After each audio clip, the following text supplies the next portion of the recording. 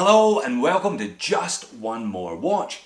If you recognise that theme music, if you recognise the man on the shirt today, chances are you know where I'm going with the overall tone for the review of the Straton Curve chronograph. This is James Hunt, 1976 Formula One World Champion for McLaren and one of the coolest characters ever to walk onto an F1 grid. An unashamed playboy. The badge, the sew on badge on his overalls there does indeed say "Sex the Breakfast of Champions." I wonder if his mum sewed that one on for him. Now, James Hunt was the champion, the world champion on 4 wheels at the same year that Barry Sheene was the world champion on 2 wheels. Another terrible, unabashed playboy. I'll leave a link in the description below today. You can find a fantastic documentary about the two of them terrorising the world of motorsport and the world of women in 1976. And if you haven't already done so, you really should check out Ron Howard's film Rush, detailing the true story behind that 1976 Formula One season. But I digress, it's not about motorsport today, it's about watches. Well, it's a little bit about both actually. This Straton Curve chronograph, designed by Kyle, the owner of Straton. Big thank you to Kyle today for sending me this one in for review. Now, Kyle is an unashamed petrol head. If you haven't already checked out Kyle's Instagram, at Straton Watch Company, you really should do. It's an intoxicating blend of Straton watches and vintage racing cars. We've got Alfa Romeos, Lancias, we've got BMWs, there was even a Marcos in there somewhere, Renault 5 turbos, just non-stop, gorgeous, gorgeous old vehicles. So it's clear to see where Kyle got the inspiration for this and other Straton watches. Now, a little bit late with the review of this one. Indeed, this Curve chronograph is just about out of production. There aren't all that many left. So if you're interested, you better get in quick. You'll find a 10% discount code in the description of this video for anything you like off the Straton website, not just this one, but any watch. But is it any good? Let's flip the camera and find out. Well done, Jody, you finally stopped talking about cars, get on with talking about watches. So here is the Straton Curve chronograph then. Now this is the slightly smaller of the two. They do this in 2 different sizes, which I always think is fantastic, giving you a choice. Great packaging, by the way, kind of full leather, but very nice indeed. Bit of a cardboard outer there, as you saw. Nicely protecting the watch, very, very chunky little travel case, and you get plenty inside that case. You get the watch. Now this is the Type D in the blue dial, and I picked it on the Milanese, the mesh strap, and I'll tell you the reason why I chose it on the Milanese, and I've been wearing it on the Milanese a little bit later on. Also comes with, Kyle was kind enough to include this blue racing strap, which is an option. But these 2 NATO straps, again, kind of colour matched motorsport theme, come as standard. As usual, because I'm generous and I love you, I'll show it on all 4 of those different straps today. So dimensions and specifications to begin with. Then we'll get some good close-ups on the watch. There is a loom shot because there's some superluminova on those hands and indices there. No movement accuracy report because this is a Seiko Mecha Quartz, but we'll have a look at that one in action, get it on the wrist, and do some subjective analysis as usual. So the 39.5mm is the smaller of the two, but that doesn't mean to say it's small. This one, still some big dimensions on it and a serious chunk of wrist presence. So 39.5, I measure it closer to 40 actually in diameter. However, if you want to take it at its kind of funny diagonal at its widest point, including the pushers, 48mm. So it certainly feels a lot bigger than 39.5, certainly feels a lot bigger than an equivalent diver, but 15mm thick.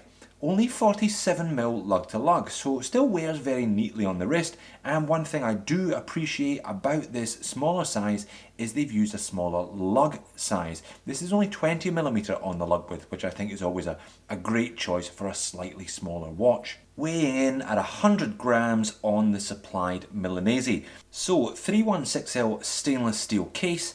And in the case of the Milanese, also 316L stainless steel. We have a mixture of brushed and polished surfaces on the case, and a mixture of brushing. We've got a radial brushing on the top surface, very nice indeed there, very 1970s. We've got polished surface on the chamfered lug edge, and it's just a vertical brush on the side there. Now the pushers. Should I give the game away already? No, I'll hang on a little minute. We've got a Straton curve logo on the crown and it's nicely embossed there, not printed, which is always nice to see. Some fairly simple polished pushers there to operate the chronograph mechanism. This one here, a kind of unmarked crown, unsigned there, operates the inner rotating bezel. So effectively we've got a second time zone. You can have a kind of GMT, pseudo GMT function on that inner rotating bezel there. A nice touch, I think, to add that one into the watch. Certainly adds a little bit of flexibility, a little bit of versatility with this one, making it a nice everyday piece. Zoomed right in on the gorgeous dial. We've got a mixture of printed logo, just Mecha Quartz there, chronograph, Mecha Q chronograph above the 6 o'clock, and some applied hour baton indices there, including a little box frame around the date window at 6 o'clock. I think the date looks pretty good down there, doesn't clash even though it is slightly off colour, having a white date wheel. Classic set of 70s colour palette on this one. We've got a couple of different blues used. We've got the orange second hand, classic 70s orange, and we've got a kind of pale yellow colour. The two complications, the two chronograph wheels there at the 3 and the 9 o'clock, and the tachymeter ring there around the outside, also in that lovely shade of yellow. So the movement Straton have chosen for this one is the VK64, one specific version of the Seiko Mecha Quartz, a specific version that includes a 24-hour wheel at the 3 o'clock and a 60-minute chronograph timer at the 9 and date window as mentioned at the 6. It does not feature a second hand, so you really would be struggling to know that this was a quartz watch. I guess that's the whole point. The chronograph is pretty easy to operate. One click of the top pusher. Now this one ticks at 5 ticks per second. Again, not far off a 3 Hz movement. You'd really be struggling to know that it wasn't an automatic beating away inside this one. Same pusher to stop, and you just reset. We've got a 60-minute timer there. 60 minutes the maximum you're going to be timing on this one, and a flyback chronograph there if you press the second pusher there down at the 4 o'clock. So what I think the ace up the sleeve of this watch is, I'll just demonstrate it now, it's a screw down crown. Screw down crown that gives this watch 100 meters of water resistance. Now chronographs, you're kind of struggling a lot of the time. Breitling Navitimer, 30 meters water resistance. I think that combined with the lovely piece of dome sapphire crystal gives this watch almost a kind of tooly characteristic. It's a chronograph that is quartz but doesn't really look like quartz, that on this mesh strap you can get properly wet. You can take this one snorkeling, you can do a bit of kind of surface diving with this watch as well. No problems at all because of the screw down crown. Obviously I would not recommend you using the chronograph underwater, but as long as you don't do that, you're going to be fine with this watch. I think that kind of begins to justify some of the price of the watch. So I would be going for the Milanese. I think it's the best option for this piece, given that water resistance. It's a good one, nice and thick, nice Straton name branding on the security clasp there. Very, very comfortable in operation, this one, and it's going to last you for ages. So I would recommend going for the Milanese if you're going to go for one of these Straton curves. And the case back is lovely as well.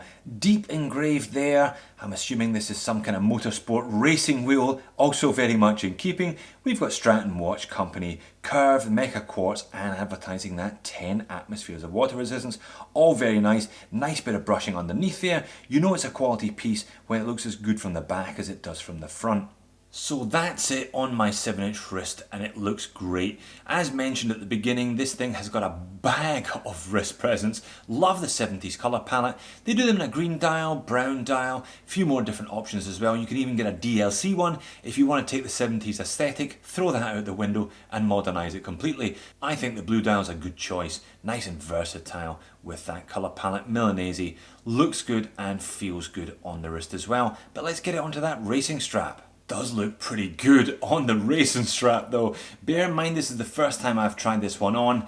Already it's conforming nicely, looks pretty comfortable. Love the orange tones there, and it's a good quality, deep etched engraved Straton logo on the buckle. The whole watch does have a feeling of quality, definitely built to last, this one. And there it is on one of the supplied NATOs. Nice brushed hardware to match a lot of the watch surfaces. Again, we've got the Straton logo on the clasp there. Always nice when a watch company chucks a couple of extra strap options in the package for you.